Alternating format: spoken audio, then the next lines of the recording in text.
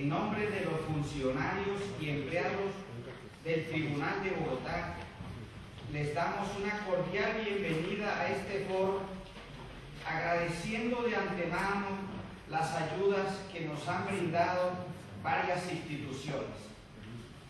En el Tribunal nos preocupa la reforma de la Administración de Justicia, que se ha incluido dentro de la denominada reforma de equilibrio de poderes, sobre la cual versará este evento académico. Reconocemos y respetamos la soberanía del Congreso para adoptar las enmiendas constitucionales que considere necesarias para el buen suceso del país, así como la facultad de la rama ejecutiva para las propuestas. Enmiendas que ya son 38 en solo 23 años de vida de la nueva Constitución, casi 2 por año.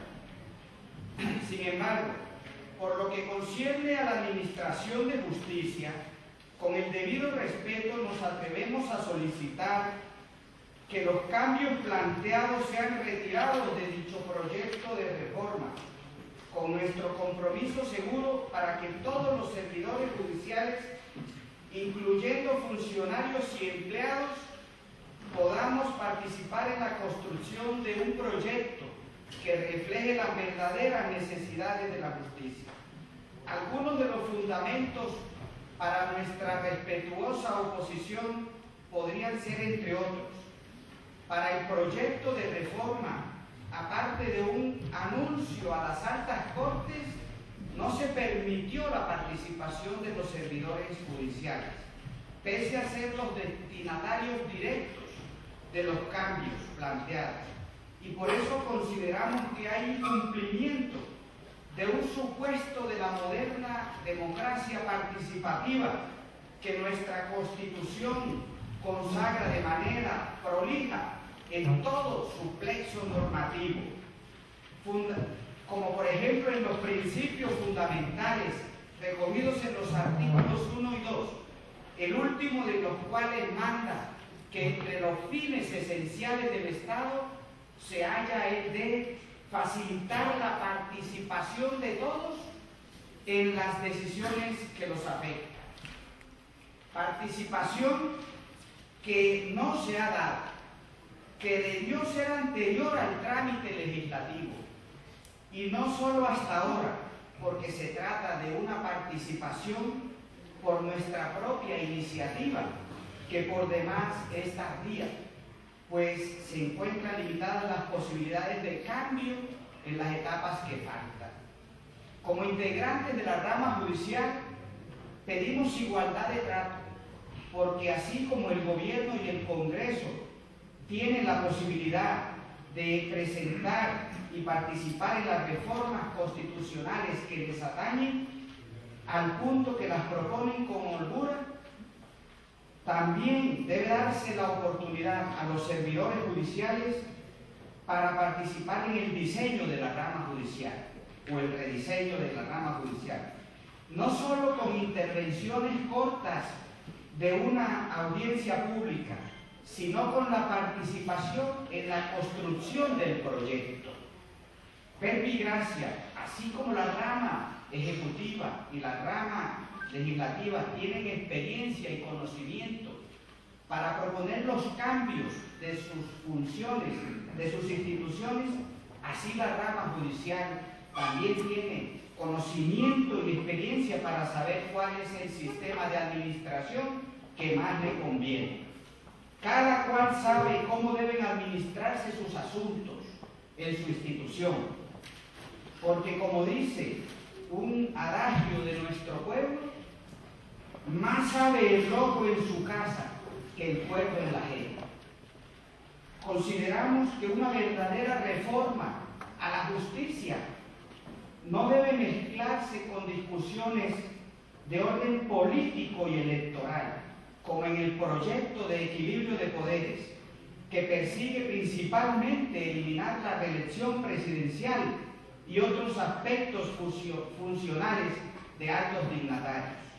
Nos parece inapropiada la propuesta para la rama judicial, sobre todo en el tema del director ejecutivo de la administración judicial, que sería un funcionario superpoderoso, ya que dispondría de más de 25.000 servidores judiciales.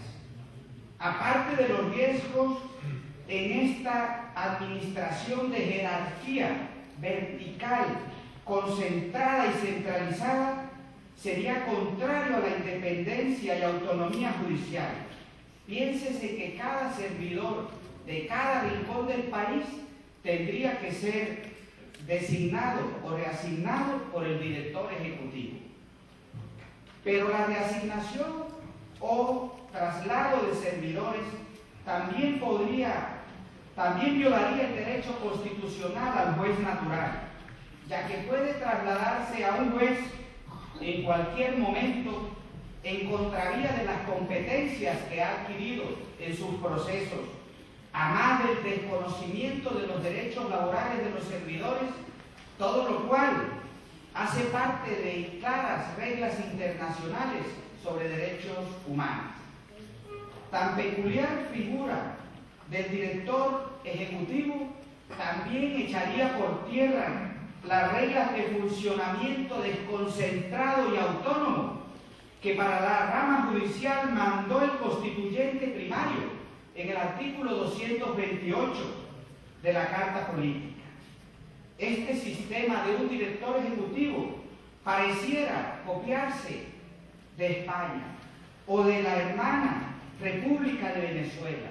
En esta última puede verse que, en consonancia con el artículo 267 de la Constitución, el Tribunal Supremo administra la rama judicial a través o mediante una dirección ejecutiva de la magistratura.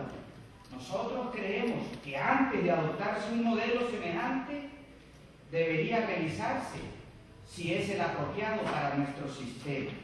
Solo por curiosidad puede verse, aún en el Internet con facilidad, que el director ejecutivo de la magistratura de Venezuela es el señor Argenis Chávez Frías, que según se dice es hermano del extinto presidente Chávez.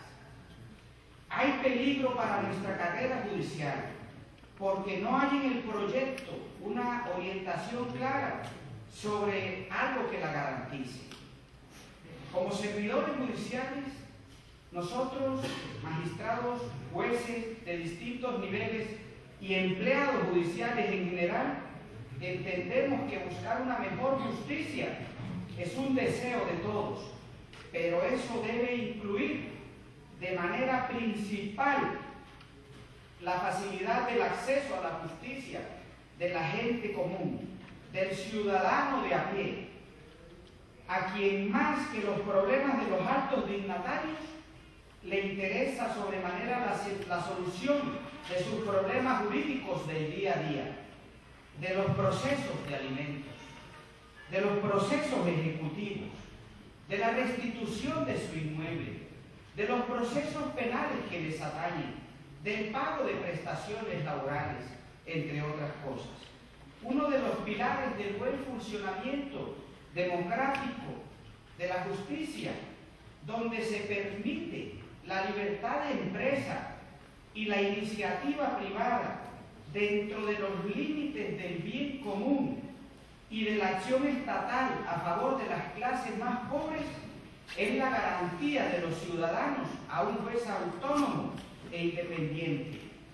La reforma realmente no busca solución para los problemas cruciales, como el presupuesto. Las carencias de nuestra justicia están a la vista.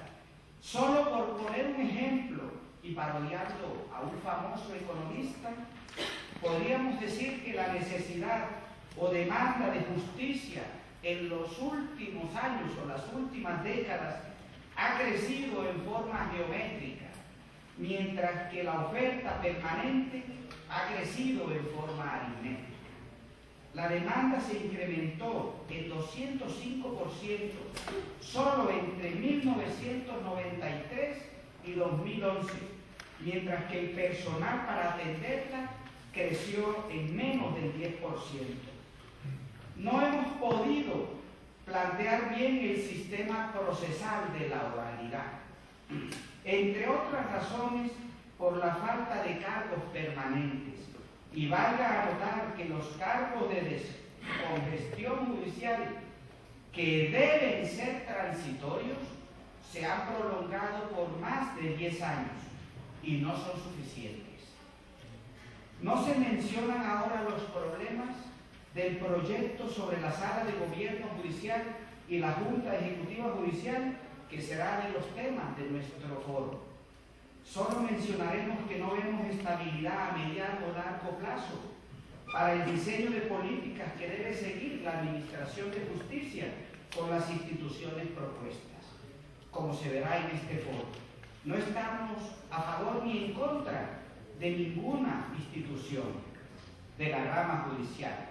Nuestro respetuoso disentimiento, y ya para terminar, solo apunta a que la reforma del equilibrio de poderes no incluya una reforma a la justicia, pues esta debe ser el fruto de un consenso desde el comienzo de todos los sectores afectados, vale decir, los servidores judiciales, los usuarios de la Administración de Justicia, que son los ciudadanos, y los abogados, para que no pasemos, parodiando a uno de nuestros más queridos escritores, por la increíble y triste historia de la rama Heréndira y su familia la desalmada, que por un incendio, llámense escándalos aislados, tenga que vivir esclava, sin independencia ni autonomía. Con estas modestas palabras declaramos instalado este foro sobre la reforma a la justicia. Muchas gracias. Un agradecimiento al honorable Consejo de Estado por haber brindado esta instalación en su casa para realizar este evento que tiene iniciativa honorable del Parlamento de Bogotá. Nos acompañan en la mesa los doctores Eugenio Fernández Calida, magistrado de la Corte de la Sala de Casación Penal de la Corte Suprema de Justicia, el doctor Gustavo Eduardo Gómez Aranguren, consejero de Estado, la doctora Paula Astrid Jiménez Monroy, jueza penal del Circuito de Bogotá, y el doctor Jaime Enrique Lozano, secretario auxiliar del Circuito de Bogotá. El tribunal ha querido que en este evento se dé una posibilidad, una opción, una alternativa de ventilar ideas y reflexiones en torno a la reforma que se realiza actualmente en el Congreso de la República y que ha sido aprobada durante la Cámara de Representantes. La idea es que nos soltemos a la metodología implementada. Ahora pues las intervenciones de 10 minutos y los llamados de atención con los actos pertinentes para que los señores panelistas pongan atención a las indicaciones respecto del tema. Les agradecemos a los panelistas que nos acompañan, a todos y cada uno de ellos, por su gentileza y por su presencia, y pues esperamos que pueda abordarse de la mejor forma posible toda la temática que suscita este encuentro. Las necesidades de la rama judicial son muy diversas. Tienen razones históricas, unas razones coyunturales, otras, pero son del lugar de la actividad. Del otro lado, el ciudadano tiene derecho a que se le dispense una justicia justa, y esa justicia justa, para que lo sea, debe ser administrada por jueces imparciales, independientes, transparentes, autónomos y que ejerzan con independencia su labor en la función judicial. Pero no podrá haber esos presupuestos materiales si no se dota a la rama judicial de los medios humanos, técnicos, logísticos en general y tecnológicos para que esa labor se pueda cumplir adecuadamente en todo el país. Todo esto en su conjunto, más todos los temas de coyuntura que se presentan, concitan la atención de toda la sociedad y particularmente ha tomado también la iniciativa de adelantar estos foros, y este es el primero que justamente se denomina perspectiva judicial sobre la reforma. Señores panelistas, agradecemos su participación y entonces vamos al inicio al panel. En primer lugar, dada la urgencia de parte del doctor Gustavo Eduardo Gómez Aranguren, que tiene otro compromiso ineludible, entonces le concedemos el uso de la palabra al señor José.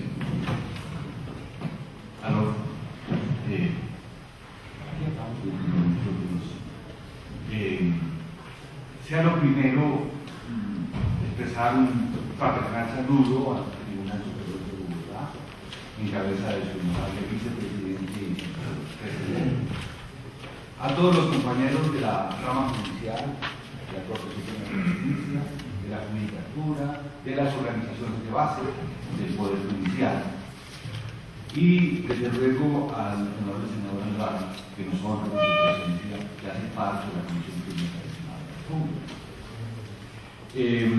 También debo expresar mis excusas anticipadas con toda la concurrencia por no poder acompañarnos todo el tiempo. Así que, como el tiempo es por ahora nuestro enemigo, voy a entrar en materia. Evidentemente, uno de los grandes, digamos, las grandes cuestas que tiene el Congreso Nacional y el Gobierno Nacional en estos 25 años de la Constitución, y antes la tenía, es la reforma al sistema de justicia.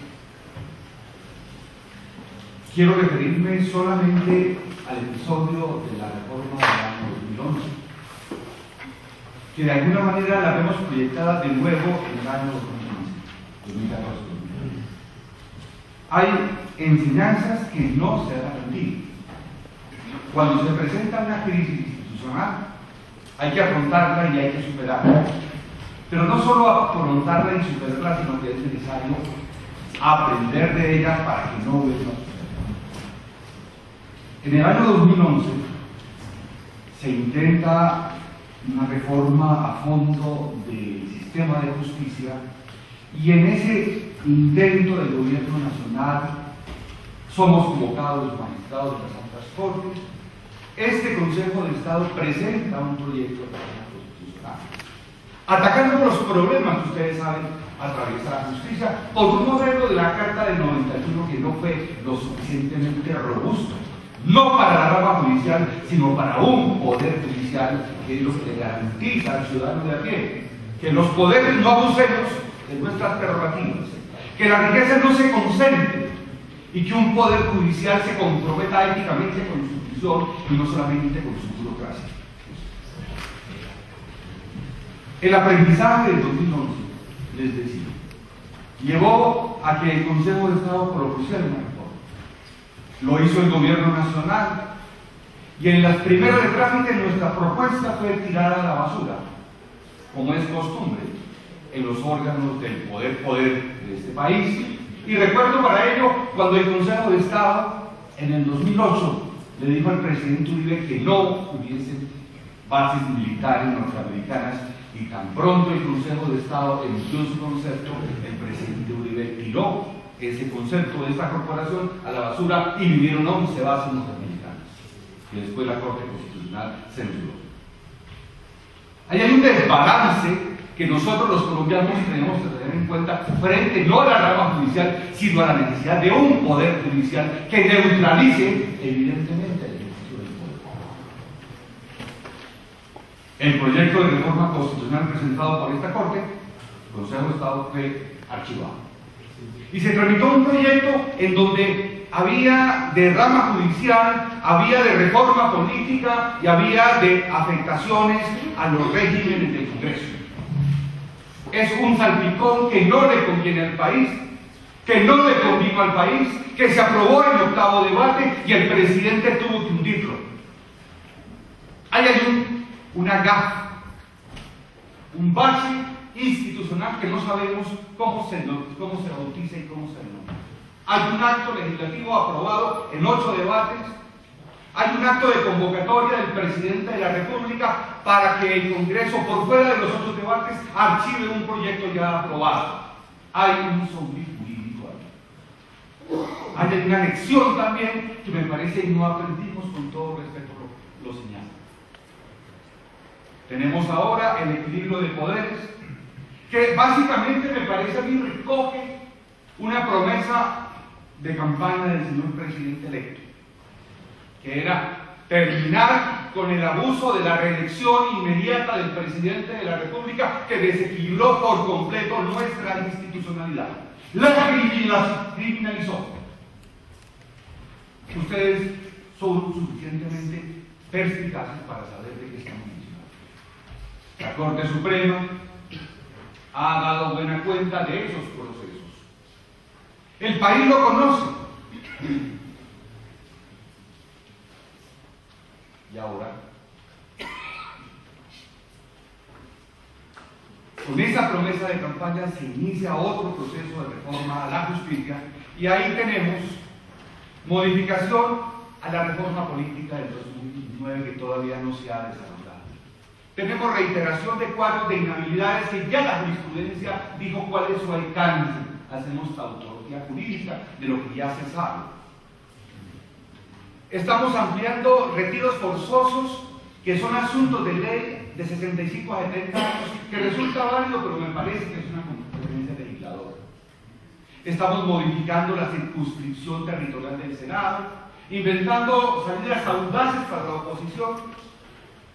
Estamos ampliando el universo de aforados, confundiendo el foro político para garantizar la independencia de poderes a funcionarios de la administración pública, como lo es el Contralor, el Procurador y el Defensor del Pueblo, que son administración pública. Si nosotros aforamos la administración pública, estamos equivocando, ahí sí, los equilibrios de poderes.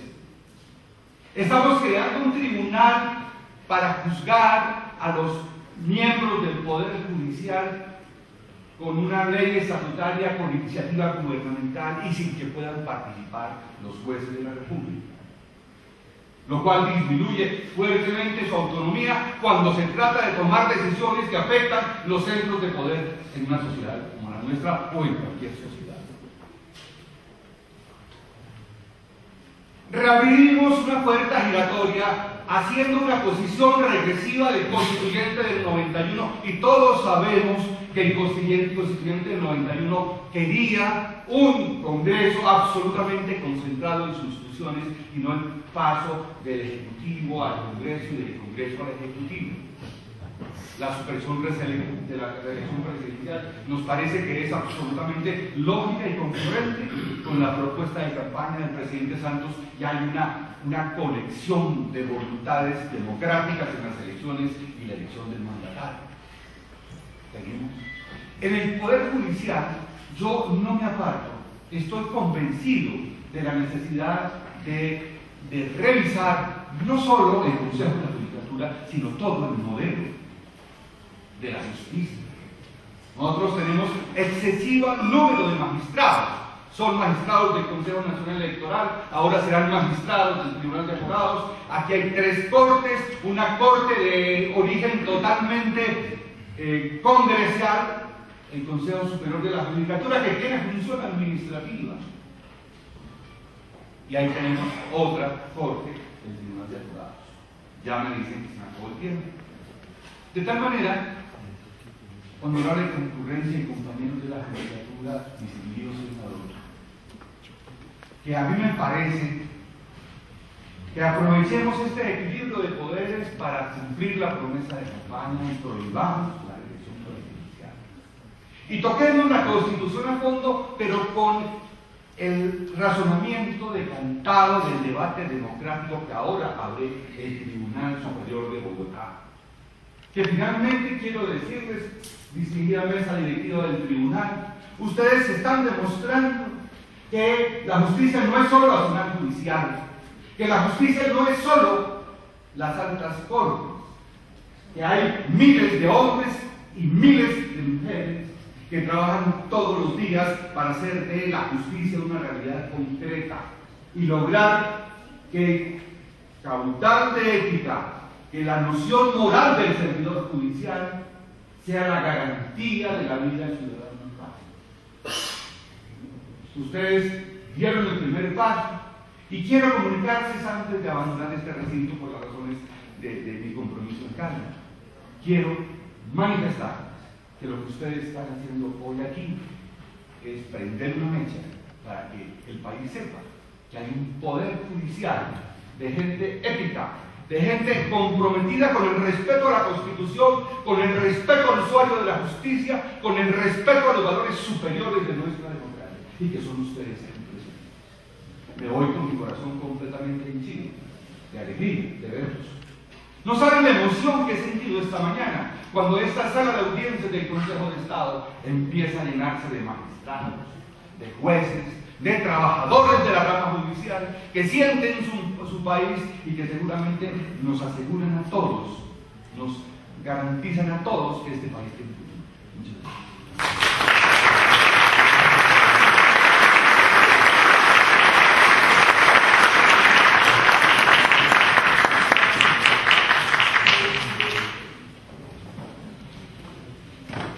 Paula Jiménez Monroy, quien es titular de un juzgado penal del Distrito de Bogotá, juzgado 11 penal del Distrito de Bogotá, quien es abogada de la Universidad Nacional, tiene maestría en Derecho Penal de la Universidad Libre de Colombia, una experiencia de más de 20 años como fiscal local y juez municipal, y actualmente se desempeña como juez penal del Distrito de Bogotá.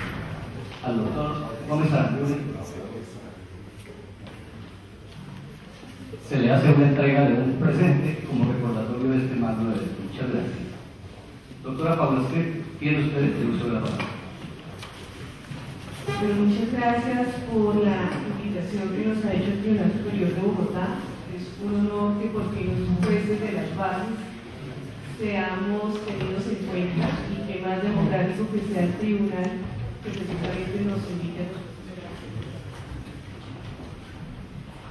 Ser juez penal de circuito tiene varias cosas por las cuales uno se siente orgulloso. Por un lado, porque hay que hacer uso de varias herramientas que son legales, pero también son imaginativas para poder llevar o adelantar un juzgado.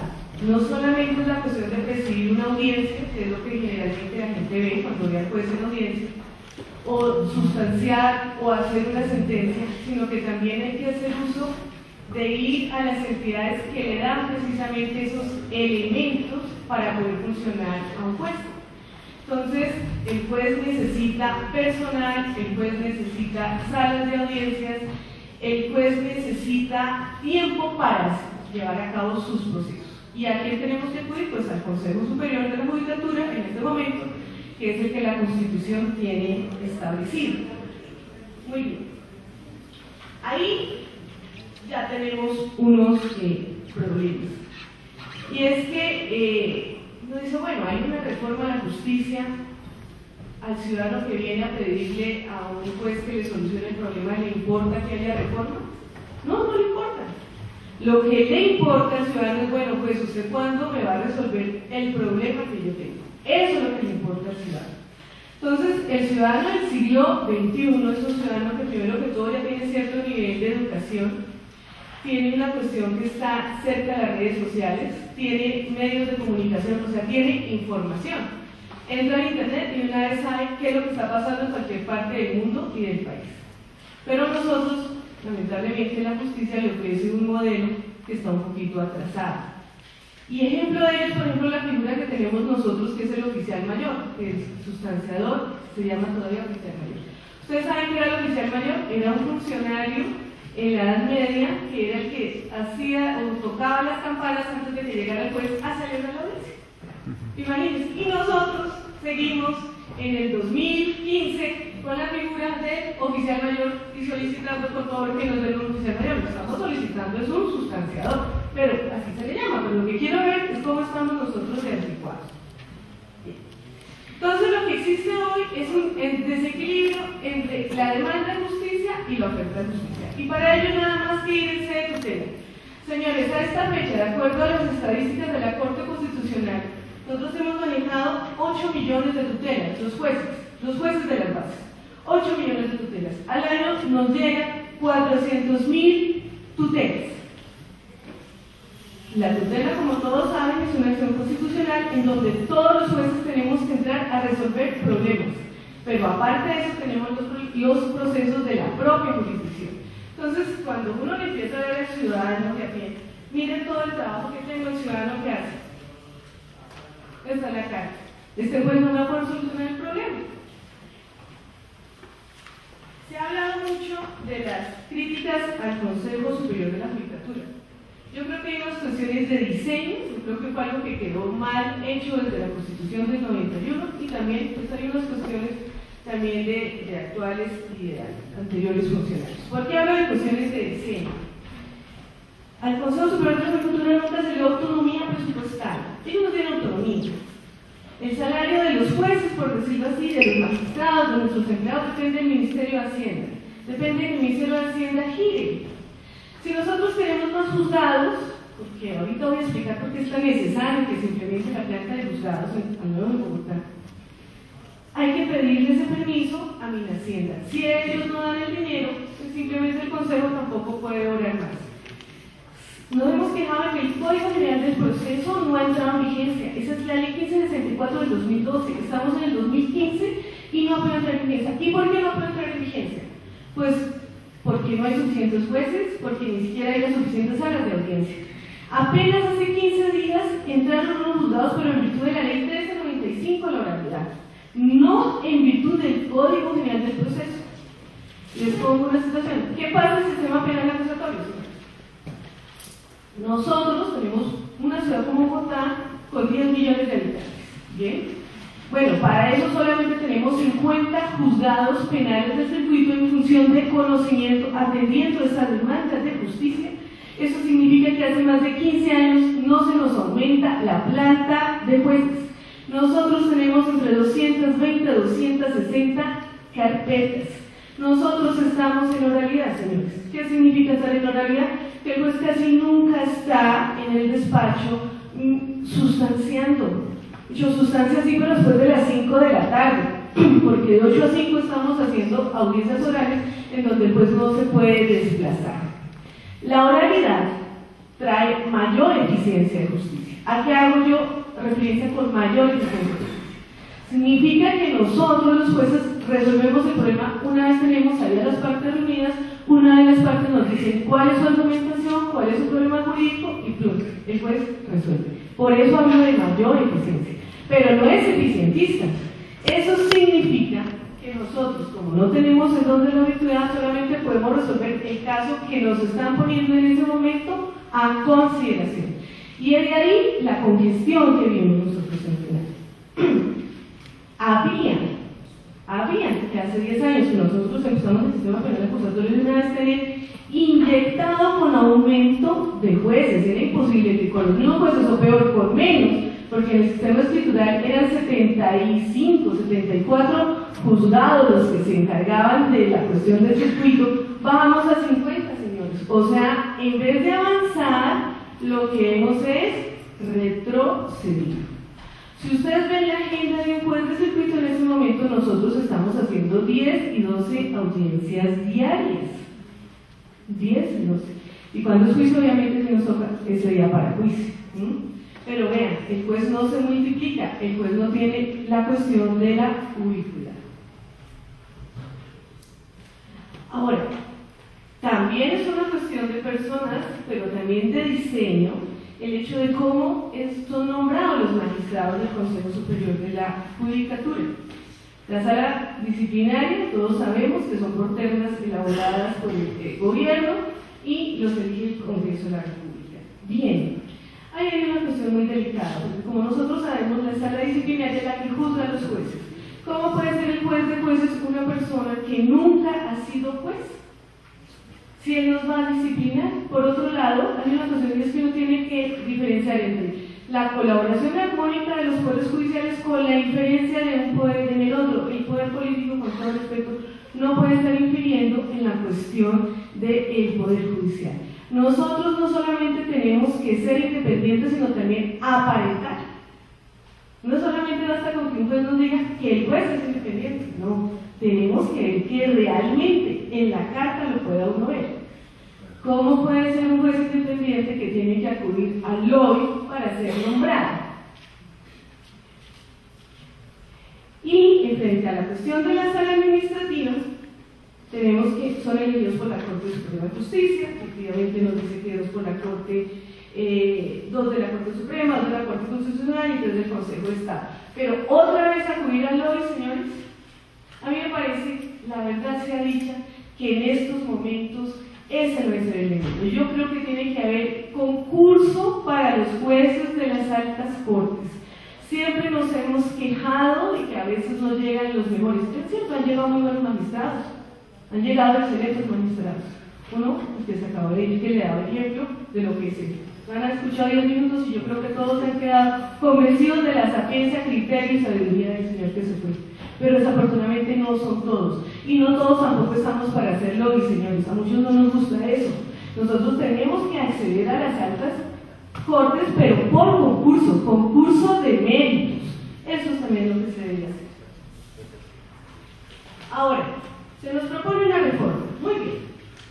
Entonces tenemos una cuestión que se llama la Sala de Gobierno Judicial, la Junta Ejecutiva de Administración Judicial y el Director Ejecutivo de Administración Judicial. ¿Dónde están los togados? Están en la Sala de Gobierno Judicial, en donde están los presidentes de las 3 altas cortes, donde hay un delegado de los magistrados del tribunal, un delegado de jueces, un delegado de los empleados. Vayamos a este puntito. Nadie nos dice qué clase de juez es el que debemos tener ahí, qué clase de magistrado es el que tiene que estar ahí, y qué clase, y quién es el experto. Bueno, la cuestión es que veo esto. Por un lado, hay que reestudiar porque el presidente de alta corte solamente está por un año. Si el presidente de alta corte solamente está por un año y va a ser parte de esta sala de gobierno judicial, ¿cómo se va a enterar de todo lo que sucede en las otras ramas y cómo va a haber continuidad? ¿Cómo va a haber continuidad? No hay continuidad. Entonces yo creo que eso hay que reformularlo. Lo siguiente, el director ejecutivo de Administración Judicial. Este director ejecutivo tiene una cuestión y es que solamente es experto en cuestiones gerenciales.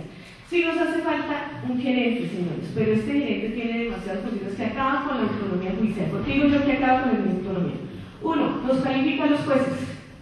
2, nos nombra.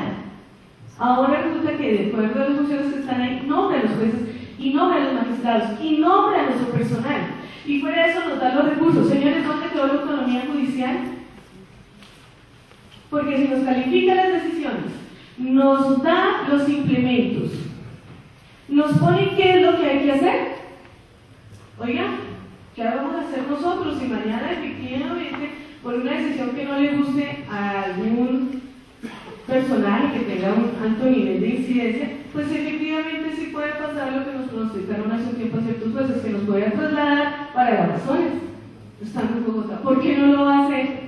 ¿O por qué no nos va a quitar un proceso si efectivamente está dentro de sus funciones? Entonces vemos que hay una concentración de funciones en ese director ejecutivo. Lo otro, que es muy importante, no, y que también lo tiene el Consejo, el defecto en su diseño, no hay una función constitucional que diga escuchar a los jueces, escuchar a los magistrados. No existe, y acá en el director ejecutivo tampoco se puso esa función. No hay una función que diga escuchar a los jueces. ¿Dónde estamos siendo escuchados la rama judicial para saber de una solución? El ejemplo lo estamos viviendo nosotros ahora. Nosotros los jueces que tenemos unos casos de un altísimo nivel, por su complejidad, por los delitos, por las pruebas, por las partes, estamos pidiendo una solución como es el juzgado de descongestión, porque simplemente no damos abasto con todo lo demás. Nos dan unas soluciones, pero de pronto no son las que nosotros los jueces estamos proponiendo. Entonces, acá en este esquema que propone, tampoco lo veo, señores, con todo respeto les lo digo, no lo veo. Entonces, ustedes dicen, bueno, ¿qué propuesta tiene?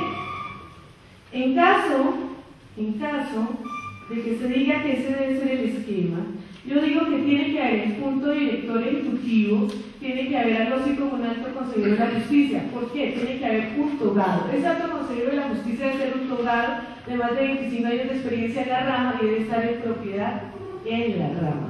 Lo que yo quiero es que realmente sí se vea que se escucha a la rama judicial. Hablamos, mire, uno va a hablar a una unidad que es estudiante, dos puntos.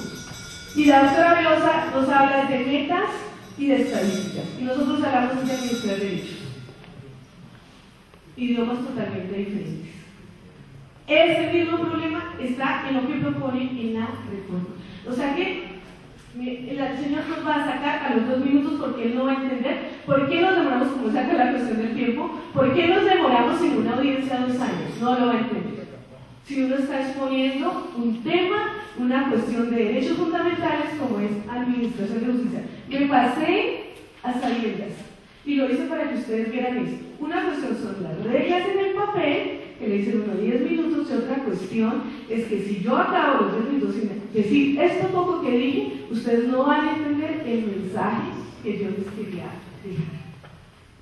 Muchas gracias.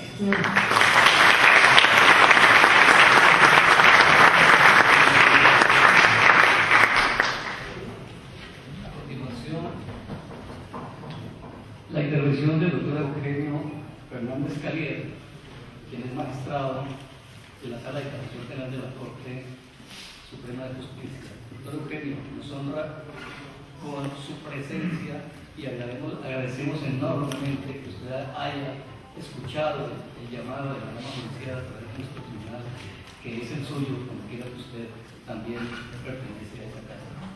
Doctor Eugenio, tiene usted la palabra. Gracias, un saludo muy caluroso a todos los asistentes, a los del foro, a los delegados del Ejecutivo y del Congreso de la República y a todos los demás que nos acompañan. Doctor, yo no soy magistrado de la Corte Suprema. Cuando yo me despedí del Tribunal de Bogotá dije que no quería ser magistrado de la Corte, que quería seguir siendo magistrado de la Sala Penal del Tribunal Superior de Bogotá, y eso es lo que soy aquí, un delegado más del Tribunal de Bogotá. Pero antes de hacer cualquier introducción al tema, déjenme darle un abrazo de cariño y de acompañamiento a todos mis compañeros, a los fiscales, a los jueces, a los magistrados, porque ustedes con tesón, con abnegación, con toda la responsabilidad que los han caracterizado, han hecho de este país que sea posible el ejercicio de los derechos, de las garantías y de la democracia que tiene a Colombia en ese concierto internacional de respeto y condenación. ¿Y por qué se lo digo? Porque hoy son ustedes y nosotros los más maltratados. 25.000 o más funcionarios de la rama judicial estamos hoy en la picota pública, tratados como delincuentes, cuando lo que hemos hecho es entregarle trabajo, honestidad, entrega, dedicación, acierto, legalidad en las decisiones que tomamos. El pecado, el compromiso, la equivocación de una persona ha dado pie para que se marcatice a todos los funcionarios judiciales. No, aquí no hay una organización criminal en el Poder Judicial. Aquí hay una organización de hombres de bien, preparados y formados para hacer justicia, y esa ha sido la regla general de la rama judicial de Colombia. Que como seres humanos tengamos personas que se equivoquen, eso es comprensible, y que se haga justicia para quienes se equivoquen y de mala fe. Pero a todos los demás, al 99,99%, que son ustedes y todos los demás que no han podido venir a este foro, mi abrazo de condolencia, porque a ustedes los están involucrando en una organización a la cual no pertenecen y que no pertenecen. Yo no vine a defender a las personas, yo vine a defender la institucionalidad. Si un congresista se equivoca, hay que acabar con el Congreso de Colombia. Si el presidente de la República se equivoca, hay que acabar con la institución presidencial. Si un magistrado de la Corte se equivoca, hay que acabar con la Corte Suprema de Justicia. No confundamos a la persona, al ser humano, con la institución. ¿Y cuáles son las funciones que le han asignado por la ley, por la Constitución? Constitución al Consejo Superior de la Judicatura, a su sala administrativa y a su sala disciplinaria. Miremoslas y digamos, ¿para qué hacemos una reforma? ¿Para empeorar o para mejorar? Y haciendo ese balance, podemos concluir si esta reforma que cursa en el Congreso vale la pena que se siga manteniendo o no. Desde ya anuncio que comparto lo que decía el doctor Aranguren, que esto debe darse un punto y coma, un punto y aparte de lo que se está haciendo. No es una reforma a la justicia bien concebida. Hay que separarse la reforma política de la rama judicial, de la administración de justicia, y hacer una estructura y una revisión a todo el ordenamiento jurídico en cuanto a cortes, en cuanto a juzgados, a tribunales y a fiscalías. Antes y un después del Consejo Superior de la Judicatura. ¿Qué era la justicia para su ingreso antes del Consejo Superior de la Judicatura? ¿Cómo nombraban a los funcionarios? A ver, ¿qué paseo había que dar ante los funcionarios para que alguien con capacidad, con idoneidad, que se haya formado, para que pudiera ser nombrado juez de la República? Si hoy seguimos con ese sistema, yo jamás hubiera sido magistrado del tribunal y mucho menos hubiera llegado a la Corte Suprema de Justicia. Y después del Consejo Superior de la Judicatura, ¿qué ocurrió?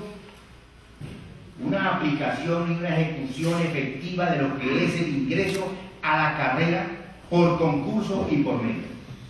Y qué bien es el concurso para el ingreso de jueces, de magistrados del tribunal. Hasta ahí lo están haciendo a la perfección. Y han querido mejorar el ingreso a las altas cortes.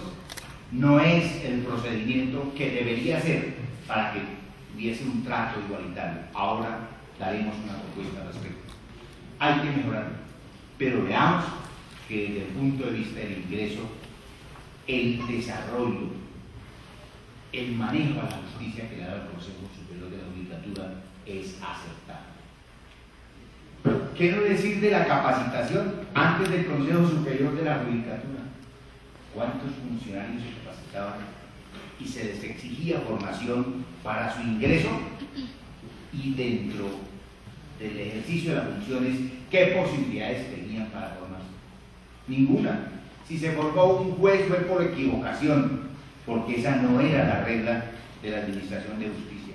Hoy con el Consejo Superior de la Judicatura, con la Escuela Rodrigo Lara Bonilla, no hay funcionario judicial en Colombia que no haya tenido que hacer un curso de formación para poder ingresar a ser juez de la República.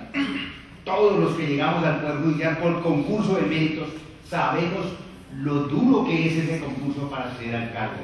Un año de trajín permanente, todas las semanas, todos los fines de semana, con talleres, con academia, para poder acceder al cargo.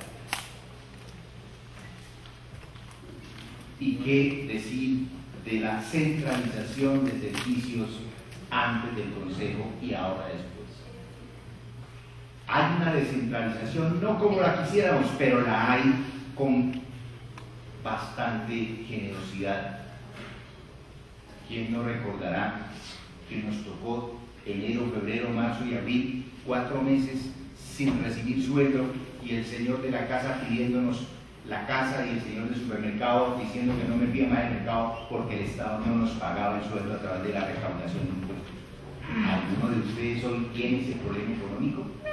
¿Alguno de ustedes tiene hoy tantas falencias en la dotación de logística de los despachos judiciales como los tuvimos quienes desempeñamos el cargo antes de 1991?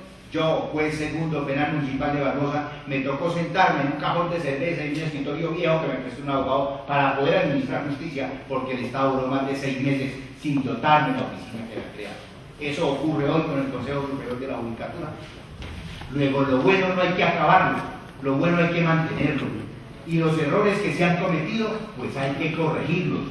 Pero nunca podremos confundir la equivocación de un magistrado de la Sala Administrativa del Consejo Superior de la Judicatura con la institución del Consejo Superior, que muy buen provecho le ha hecho a la rama judicial.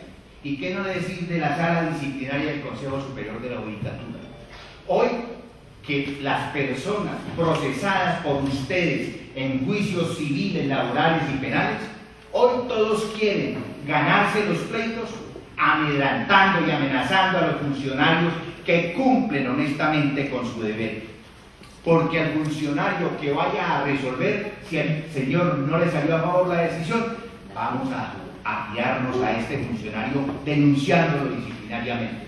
Por cada decisión que toma un juez de la República, 5 denuncias vienen, del testigo, del pariente, del tío, del fulano y del perencejo. Afortunadamente tenemos una sala disciplinaria especializada que hoy me siento más consecuente con ellos, no por las sanciones que han proferido, porque sí han proferido sanciones castigando a los actos de corrupción. Me agrada más las absoluciones que han proferido, que son miles de decisiones absolutorias. Por eso, porque nuestra rama es honesta, es pulcra y las excepciones son las que se están castigando. No me gusta así el origen de la sala disciplinaria del Consejo Superior de la Judicatura. Soy enemigo de que se confunda la política con la justicia. Como me quedan 2 minutos, son muchos los temas que me quedan en el tintero, pero no me voy a ir sin decir lo que quieren. La Corte Suprema de Justicia no se opone a que se cree un juez natural para que juzgue los actos de corrupción de los altos magistrados de las Cortes en Colombia. Sí, que haya un juez que juzgue, pero que no haya cualquier juez que juzgue, que sea un juez objetivo, imparcial, que sea un juez justo.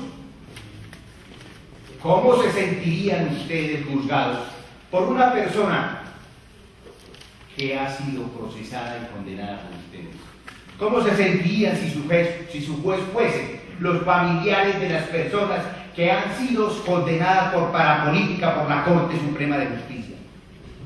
¿Por qué en el Congreso de la República se está admitiendo que sea el Congreso el que elija a los magistrados de los tribunales del Tribunal Aforado, cuando allí hay el 30% de familiares sustituyendo a ese 30% que ya están condenados por parapolítica? ¿Por qué allí que hay más o menos 30% de los otros congresistas procesados por la Corte Suprema de Justicia, que no sabemos si son inocentes o son culpables, y sean los que designen a los jueces que nos tienen que juzgar a nosotros? ¿Cómo no pensar entonces que ese juez que llega el día de mañana nombrado por una corporación en esos términos vaya a convertir en prevaricato las decisiones que nosotros tomamos por juzgar a un hombre que le hizo daño al Congreso? Y les quiero decir, el Congreso de la República, digamos que han sido denunciados un 100% de sus congresistas, pero la Corte Suprema de Justicia, con rectitud y con acierto, cuando mucho habrá proferido una condena contra el 0,1 o 0,5% de sus integrantes, porque el 99% de los congresistas es gente de bien, es gente honesta, es gente correcta, no son una parranda de corruptos. Por eso la Corte no los juzga, no los procesa, les archiva las investigaciones justas. Nosotros queremos, señores congresistas, que se cree un tribunal de abogados y de juzgamiento, pero que sea un tribunal, un juez natural, un juez objetivo, un juez imparcial, un juez justo. Y para eso es muy fácil. Elijan como magistrados a los tribunales, a los magistrados de los tribunales que hayan sacado en los últimos 15 o 20 años la mejor calificación dentro de la rama. Esos 10, háganle un promedio ponderado. Los 10 mejores calificados, tengan los 50 para sacar de ahí. Elijan a 10 profesores catedráticos que allá los califican todos los años, los 10 mejores puntajes, y esos van a integrar la lista para ser seleccionados. Abogados litigantes que quieran ser parte de ese tribunal, háganse calificar. Busquemos un procedimiento y a los 10 mejores calificados integrarán esa lista. Y entre esos 30 que han demostrado, no a última hora, sino durante un promedio de 15 o 20 años, vamos a obtener lo más granado de las gentes colombianas en el área jurídico-penal para que hagan de jueces de las altas cortes. Y así sucesivamente, señores, debe hacerse el procedimiento para elegir de aquí en adelante a los magistrados de la Corte Suprema de Justicia, del Consejo de Estado, de la Corte Constitucional y de ahí para abajo al resto de jueces de la República. que no se hagan más designaciones por simples opiniones personales, que se hagan por un verdadero mérito, que eso es lo que le hace provecho a la justicia. Muchas gracias. Comienzo por agradecer la invitación a las verdaderas bases judiciales, independientemente de la agremiación a la que pertenezcamos, porque este tipo de reformas que ha asumido el Congreso de la República a lo largo de los años ha sido verdad frustrante para quienes trabajamos desde hace muchísimos años los distintos cargos de la rama judicial económica. Y frustrante, comienzo por decirlo, porque siempre se ha escuchado a los magistrados de las altas cortes, y por supuesto que hay que escucharlos, pero también es imprescindible escuchar a los servidores judiciales de los tribunales superiores, de los tribunales contenciosos administrativos, de los distintos juzgados en las diferentes áreas del derecho que funcionan a todo lo largo y ancho de Colombia. Y eso no ha ocurrido hasta ahora. Por eso un agradecimiento especial a la Sala Plena del Tribunal Superior que ha convocado a este foro, sobre todo en esta coyuntura crucial, no solo porque se apresta al Congreso a iniciar la segunda vuelta del acto legislativo reformador de la Constitución, sino por los escándalos escabrosos, se diría, que están viviendo una de las 4 otras cortes de este país. Yo no quisiera repetir por la premura del tiempo lo que ya se ha dicho acá, tanto por el doctor Gustavo Gómez como por la doctora Paula, el doctor Eduardo, respecto a la necesidad de que se hagan ajustes al funcionamiento de la Administración de Justicia. Debo precisar que si bien soy integrante de la directiva de Bogotá y Cundinamarca de Asociación Judicial Sindicato de Industria que preside el doctor Luis Fernando Tálvaro Calle, no soy vocero oficial, ni vengo ni pretendo presentar la posición unificada de esa agremiación sindical a la cual me honro representar. En estos momentos acá me represento a mí mismo y represento a todos los compañeros secretarios, sustanciadores, escribientes, notificadores de los juzgados de paz.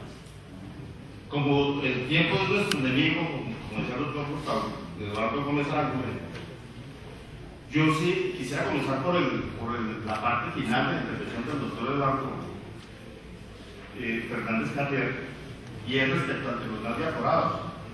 Ese Tribunal de Aforados, tal cual como va hasta el momento, en esta primera vuelta, el acto legislativo que aplicaba en el Congreso en la actualidad, no solo es más de lo mismo, sino que es perpetuar la absoluta impunidad de los altos funcionarios a todo lo largo y ancho de la historia judicial colombiana. Y me refiero a la actual Comisión de Investigación y Acusación de la Cámara de Representantes, que tiene una triple función que, entre otras cosas, creo que poco se ha hecho sobre ello, y es las investigaciones no solo penales. Ellos deben también, por mandato constitucional y legal, afrontar la investigación y eventual acusación en temas disciplinarios y en temas fiscales de los altos funcionarios del Estado que tienen fuero constitucional en la actualidad. Aparte de la concepción maximalista de no solo mantener el fuero, que esa es otra discusión amplia y compleja de si, aparte del presidente y el vicepresidente de la República, los magistrados, el procurador, el fiscal general deben o no someterse a las reglas procesales de los demás ciudadanos. Nosotros deberíamos considerar si es pertinente mantener la actual figura de personas que, como ocurre en la actual Comisión de Investigación y Acusación, ni siquiera son abogados, la mayoría de ellos.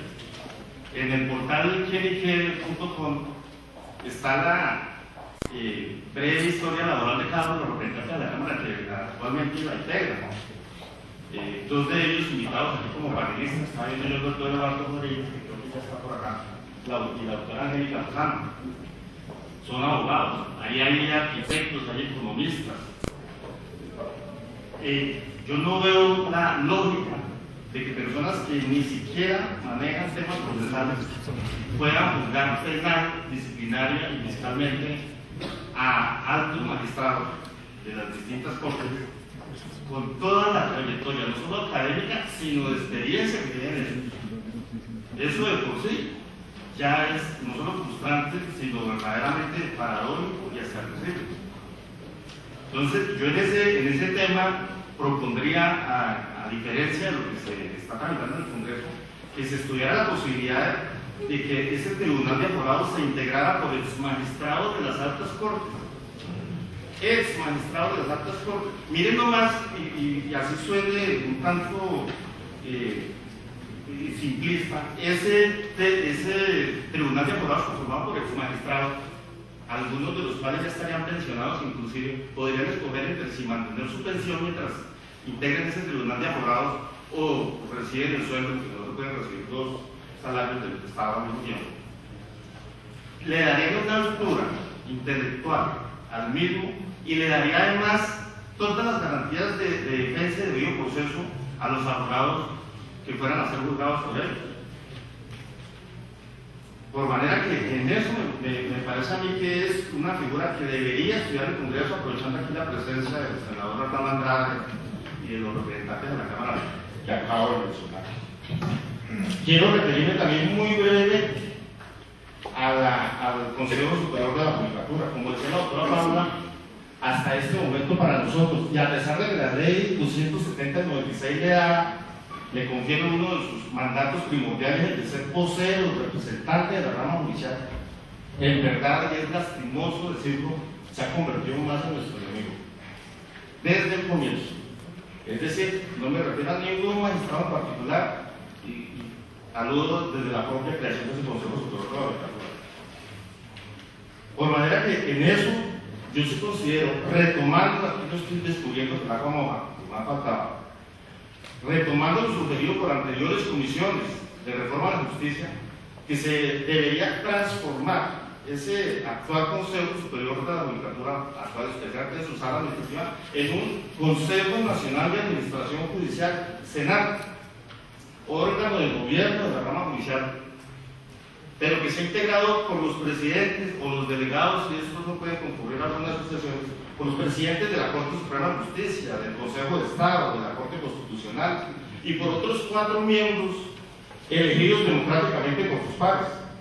Uno elegido por los tribunales superiores del Distrito Judicial de todo el país, otro por los tribunales contenciosos administrativos, uno más elegido por todos los jueces, y un último elegido por todos los empleados judiciales de los distintos despachos del país. A este Senat, Consejo Nacional de Administración Judicial, que ya se ha planteado en anteriores reformas, hace varios años, deberían ser invitados permanentes los ministros, por supuesto, porque necesariamente tocarán temas que tienen que ver con la financiación de las políticas, planes e implementación de lo que requiere una rama judicial para un país tan conflictivo como Colombia. A este Senat deberían ser invitados permanentes los ministros de Hacienda y Crédito Público, por supuesto el ministro de Justicia y del Derecho, así como el fiscal general de la Nación y el propio secretario jurídico de la Presidencia de la República y el director nacional de planeación, con voz pero sin voto en las decisiones, para que sean además interlocutores directos de la rama ejecutiva con la rama judicial del Poder Público. Mírense que en la integración que aquí se propone, que por supuesto es retomando lo que se ha propuesto en anteriores reformas de los años anteriores, de entrada el Estado se estaría ahorrando una inmensa cantidad de dinero, o sea, además que es indispensable para invertirla en los tribunales y juzgados, que es donde está el cuello de botella de la Comisión Judicial. ¿Por qué? Porque los presidentes de las altas cortes, pues obvio que no van a devengar un salario adicional al que ya devengan como integrantes de la alta corporación a la que pertenecen. Y por supuesto que los elegidos, los 4 elegidos, otros integrantes elegidos tampoco van a devengar un salario adicional, estarán en comisión de servicios, integrantes del Senat, pero desempeñando sus cargos en propiedad, de carrera o en provisional, según sea el caso para cada uno de ellos. Obvio que a esa Comisión Nacional, Consejo Nacional de Administración Judicial, debe crearse dentro de la estructura del mismo una Dirección General de Administración Judicial de naturaleza eminentemente técnica y ejecutiva, es decir, preponderantemente gerencial, que cumpla las funciones de administración y planeación de recursos humanos, de presupuesto, de informática, etc., pero con estricta sujeción a las políticas, directrices y decisiones emanadas del Senado. Y algo en lo que yo quiero recalcar, aprovechando la presencia sobre todo de quienes tienen a su cargo en estos momentos en el legislativo el trámite de esta reforma constitucional, y es que ese director ejecutivo, y lo dicen actualmente mismos funcionarios del actual Consejo Superior de la Judicatura, ese director ejecutivo de la Administración Judicial no tiene por qué tener periodo fijo, no es un magistrado, y además al tener periodo fijo se convierte en una rueda suelta, ya no sujeto a las políticas y directrices del órgano que lo eligió hoy día el Consejo Superior de la Judicatura. Infortunadamente el tiempo se me ha agotado, tenía bastantes temas más que tocar, pero agradezco nuevamente al Tribunal Superior haberme dado la oportunidad de intervenir en este foro. Muchas gracias. Me gusta esa renuncia, qué oportunidad tan hermosa tengo para decir y ratificar que todos ustedes tengan la absoluta seguridad que en la Corte Suprema de Justicia no hay un solo magistrado que no quiera ser investigado por las inquietudes que un ciudadano tenga respecto a la función o a la persona de quien allí es el tribunal. Lo que queremos es que esa denuncia se tramite y se resuelva, porque el daño que se le hace a la institucionalidad con denunciarse y no resolverse es peor aún, porque quedará sub judice de esa persona y esa institución por todo el tiempo que ese proceso deje sin resolverse. Cuando haya una decisión, esa decisión le hace bien a Colombia. ¿Por qué? Porque va a establecerse que fue una persona la que se equivocó y hay que sancionar, y la sociedad entonces comprenderá que no fueron todos los magistrados. O se le absolverá porque es inocente, y entonces la sociedad entenderá que allí todos sus integrantes han obrado correctamente. Por eso debe necesariamente establecerse un juez natural, un procedimiento, llámenlo como lo llamen, pero con jueces imparciales, objetivos y de un origen estrictamente de calidades jurídicas muy calificadas. Pero yo creo que la verdad es que hay que quitarle las facultades de funciones electorales a las altas cortes. Hay que quitar eso de raíz. No puede ser que se estén haciendo lobbies para ser contralor, registrador. Creo que eso no debe ser. Y lo segundo, con la cuestión del fuero, yo creo que nos ha hecho más daño que bien lo del fuero. Porque es que lo del fuero debe ser uno juzgado por los mejores. Eso es un fuero, pero ser juzgado, ser investigado. Y lo que estamos viviendo es que nos vamos a cierto punto y no hay investigación y tampoco hay juzgamiento. Y tampoco, pues debemos decirlo que quien está juzgando a los jueces de altas cortes, pues la investigación es la comisión de acusaciones, o sea, es el poder político juzgando a la rama judicial. A mí me parece que eso es una intromisión indebida. Si es tanto el asunto, ¿por qué no más bien no quitamos los fueros y nos sometemos a esa justicia ordinaria? La justicia ordinaria somos jueces de carrera, tenemos una Fiscalía General de la Nación. Nosotros necesitamos saber si una persona es realmente culpable o no de haber hecho o no de haber hecho una situación, y para eso, ¿quién es más que la Fiscalía que nos investigue? Nosotros nos hemos sometido a eso. Ahora, hay cosas que sí hay que arreglar, que yo he visto que nunca se ha puesto cuidado en las reformas, y es que por eso sí de pronto debe haber una situación ante el Tribunal Superior de Bogotá o ante los tribunales superiores, y es porque el juez, y ahí sí debería hacerse una cuestión de qué es lo que es el juez, porque el juez está tomando una decisión en donde la Fiscalía llega como parte, es también la Fiscalía que puede llegar a juzgar a investigar a ese juez por no haber hecho lo que él como parte desea. Me refiero, por decir algo, para los que, digamos, no están en el gremio penal, llega a la fiscalía con una solicitud de orden de captura frente a Pedrito Pérez y le llega al juez 20 de garantías. El juez 20 de garantías escucha a la fiscalía y dice: a mí no me parece que haya motivos suficientes para en este momento proferir la orden de captura. Resulta que ese fiscal puede decir: no, yo le voy a compulsar copias a usted, juez, por no hacer lo que yo le dije. Eso es imparcialidad. Eso es algo que no garantiza imparcialidad. Yo les dije, la imparcialidad no solamente es serlo, sino también aparentarlo. En términos de justicia tiene que haber esas dos cuestiones. Entonces, de pronto, por eso lo que hizo el doctor Eugenio, esa propuesta que dice, me parece acertada. Porque es lo que nos está pasando a nosotros los jueces de la base. Cuando no estamos de acuerdo con la fiscalía, nos investigan. Y eso no debe ser así. Bueno, gracias. Doctor, ¿tiene usted una intervención para responder esa pregunta? Gracias, doctor. La pregunta es: ¿cómo hacer frente a las malas prácticas que han sido denunciadas en las altas cortes? En la actualidad es bien difícil responder con alguna certeza ese cuestionamiento que es por demás importante. ¿Por qué? Por el filtro político que tiene actualmente la Comisión de Acusaciones, y que tal como va el acto legislativo en esta primera vuelta, no solo se va a perpetuar, sino se va a agudizar. O sea que tal como está en la actualidad diseñado el sistema, lo está es para la más absoluta impunidad de los abogados. Hay que decirlo así, con plata blanca. Gracias. Hay otra pregunta dirigida al doctor Eugenio Fernández. ¿Qué deben hacer los magistrados, cuando hay manto de dudas contra ellos?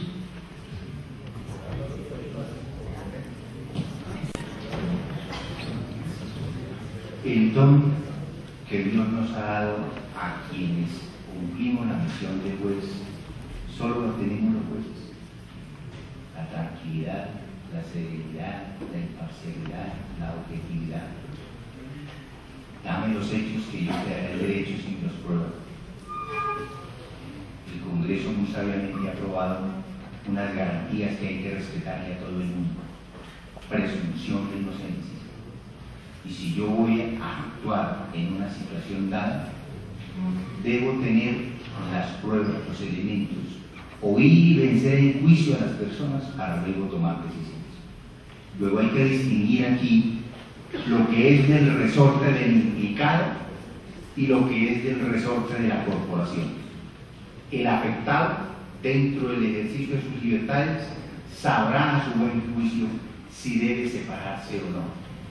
Pero la corporación como institución no puede desconocer y vulnerar garantías legales y constitucionales de debido proceso, derecho de defensa para una justa decisión.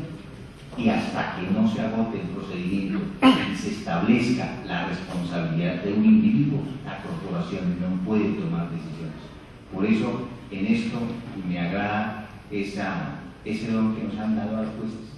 Hay que primero probar.